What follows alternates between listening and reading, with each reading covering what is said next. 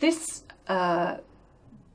stage process was particularly useful for me in working with academic staff or faculty in different disciplines in universities in different parts of the world over the past 5 to 6 years.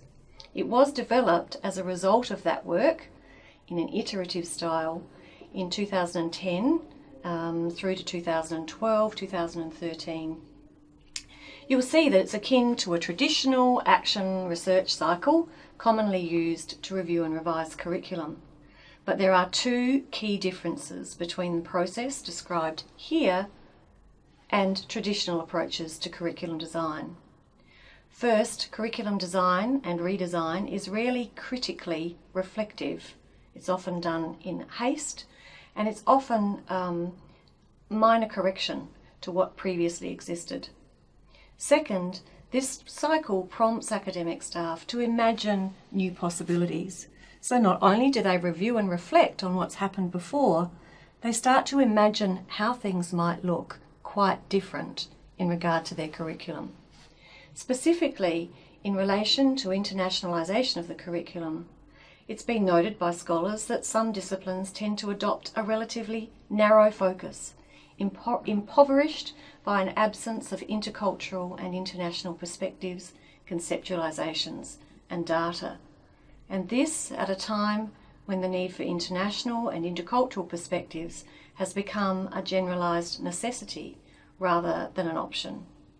The process described here on this diagram prompts staff to push the boundaries of possibility in relation to the curriculum by challenging dominant disciplinary paradigms in this space before they revise and plan their curricula, teach it, evaluate it, and you'll see the cycle starts again.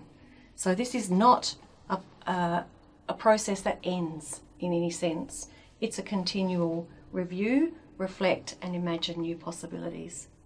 It's in that imagine stage that faculty are encouraged to move beyond their comfort zone, to challenge the taken for granted, engage with different ideas, emerging paradigms, alternative knowledge traditions as they construct their curriculum. This, I found when I worked with academics, was what actually excited them most. This was what they wanted to spend most of their time doing, and it was a really important stage in that process. This is not easy work, however, and does require help and facilitation and time, because knowledge is often regarded as certain rather than contested, simple rather than complex. It is important to scrutinise the curriculum, both close up, from within the dominant tradition, and from a distance, from the perspective of non-dominant traditions. Consideration of whose knowledge currently counts in the curriculum and why, as well as what other options there might be, are important considerations that are often pushed aside in the rush to complete the required approval documentation or move on to the next task in the busy life of the faculty member, teacher, researcher. So the imagine stage is a critical stage. From my work, it was very clear that it's important to involve 3 to 4 members of the course team in the discussion around internationalisation of the curriculum in this process.